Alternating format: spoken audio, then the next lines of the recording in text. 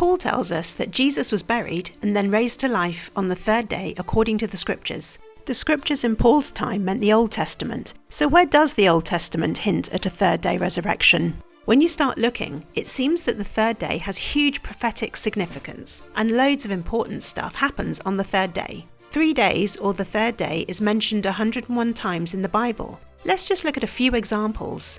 Jesus himself points back to the story of Jonah being prophetic of his resurrection after 3 days. Just as Jonah was 3 days and 3 nights in the belly of a huge fish, so Jesus would be 3 days and nights in the heart of the earth.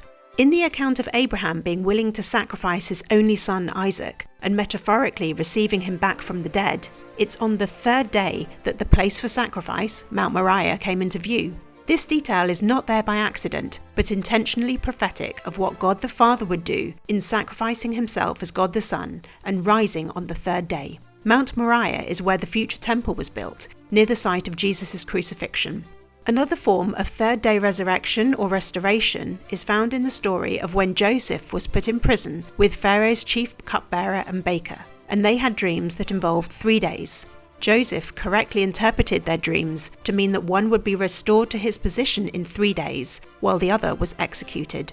When the Israelites left Egypt and arrived at Mount Sinai, they prepared themselves for the great theophany, their meeting with God, on the third day. This was certainly an unforgettable day, with one of the greatest manifestations of God in the Old Testament. When Esther learnt that Haman had issued a decree for all Jews to be annihilated, she and all the Jews in Susa fasted for 3 days and nights before she approached the king unannounced, a move that could have got her killed. When she approached the king on the third day, he received her as opposed to ordering her execution. What an amazing example of a third day deliverance and salvation. Then there's Hosea's wonderful third day prophecy.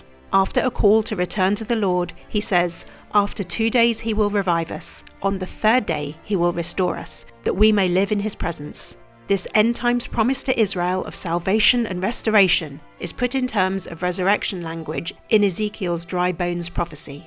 According to Peter, with the Lord a day is like 1,000 years, and 1,000 years are like a day. So after 2,000 years we will enter the third day, the time of Israel's restoration. If this is 2,000 years after Jesus' resurrection, then that time is nearly here. Please like and subscribe for more Bible nuggets from a Hebraic perspective.